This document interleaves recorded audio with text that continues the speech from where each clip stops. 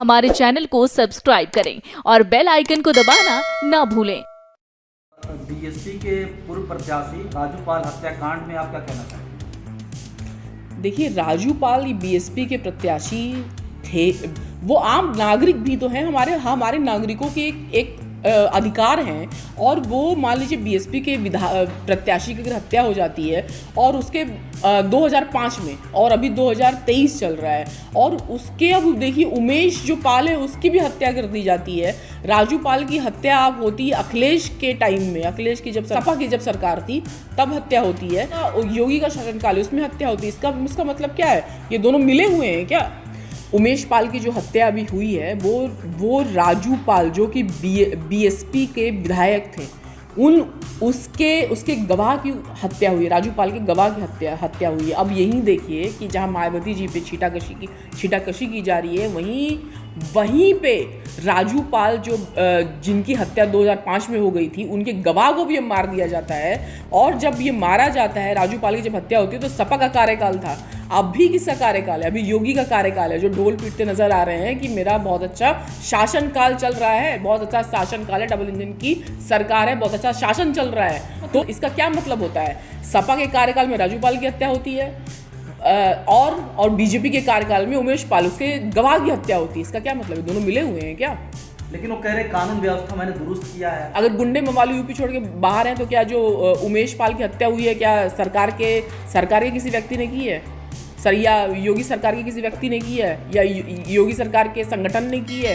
किसने की है? अगर गुंडे मवाली हैं तो उनको पकड़ा क्यों नहीं जा रहा है? और इसके पीछे सीधा बात आ रहा है, अतीक अहमद सीधे नाम आ रहा है, अतीक अहमद की इसका मुख्य आरोपी अतीक अहमद है। क्या है? अगर अतीक अहमद नहीं है तो इसके पीछे साजिश किसकी है? किसको इससे फायदा होगा? आखिर किसके इसके हत्या करने से किसको फायदा होगा?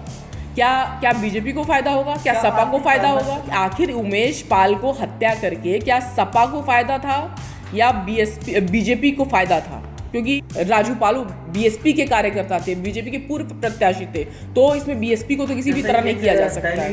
दैनिक रिपोर्ट के हिसाब से ये भी बताया गया है कि जो भी प्रत्याशी अतीक अहमद के सामने खड़ा होता था वो मारा ही जाता था। और क्या अतीक हो सकता है? ठीक है, तो सपा में हो सकता है, लेकिन इस वक्त सपा की सरकार नहीं है, इस वक्त बीजेपी की सरकार है। और बीजेपी ये बोल रही है, योगी सरकार ये बोल रही है कि हम लोगों ने सारे गुंडे मावालियों को अंदर कर दिया, बहू बेटी सुरक्षित हैं, शाम को निकल सकती हैं। लेकिन ऐसा दिख नहीं रहा है। कानून व्यवस्था बहुत अच्छी है। यहाँ पे सरेआम जीटी रोड पे उमेश पाल को मारा गया है, सरेआम जीटी रोड पे गोलियों से भून दिया गया है। तो ये कौन सा कानून व्यवस्था है? धारा 144 लगा करके आप कानून व्यवस्था अच्छी कर लेंगे? तो इसके पीछे आखिर किसको फायदा हो रहा है? सपा को फायदा हो? यूपी में जंगल राज ही चल रहा है। उसके पहले भी जंगल राज ही मुझे लग रहा था जब आतिक अहमद जैसे लोग सांसद बने हुए थे। और अभी भी ये जंगल राज बोल रहे हैं कि हट गया है, लेकिन मुझे लगता नहीं, क्योंकि वहाँ अभी भी बहू बेटियां सुरक्षित नहीं है। और सरेआम किसी उमेश पाल को गोली मार के उसकी हत्या कर दी जाती है। तो इस चीज़ को क्या कहेंगे? ये लोग धारा 144 चला करके देश नहीं चलता साहब। देश चलाने के लिए बुद्धि होनी चाहिए और कानून व्यवस्था में भरोसा होना चाहिए, जो आप नहीं करते भरोसा। धारा 144 का मिसयूज है, ये पूरी तरह मिसयूज है। कि अगर वाकई कानून व्यवस्था अगर अच्छी है तो धारा 144 लगने का कोई मतलब ही नहीं होना चाहिए। इसका मतलब सीधा है कि कानून व्यवस्था वहाँ सही नहीं है। सिर्फ वहाँ इमरजेंसी लगा के सरकार आप नहीं चला सकते हैं। इमरजेंसी लगाना है तो राष्ट्रपति शासन का लगाए ना। धारा 144 का क्या मतलब है? और अगर राष्ट्रपति शासन ही चलाना है तो वहाँ पे ये डबल इंजन की सरकार क्या कर रही है? छोड़ दे गद्दी। जब नहीं संभाल पा रहे हैं शासन प्रशासन, तो लोगों की रक्षा नहीं कर पा रहे हैं, तो छोड़ दे गद्दी। आखिर वो बीएसपी के पूर्व प्रत्याशी थे राजू पाल, उसके एकमात्र गवाह को मार दिया गया।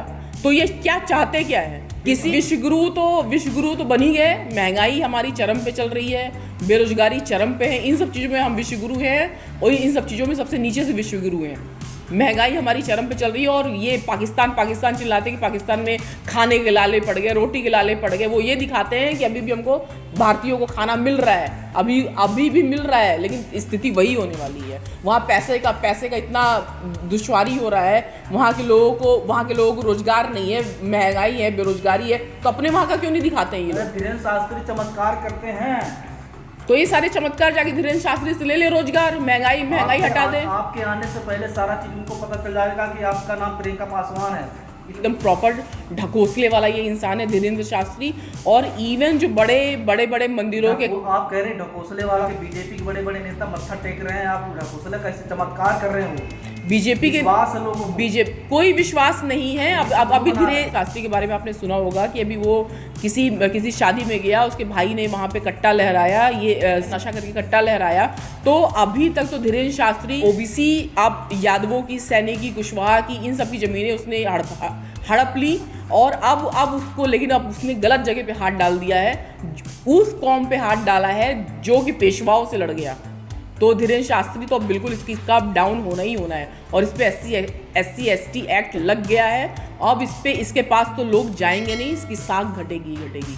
हमारे चैनल को सब्सक्राइब करें और बेल आइकन को दबाना ना भूलें।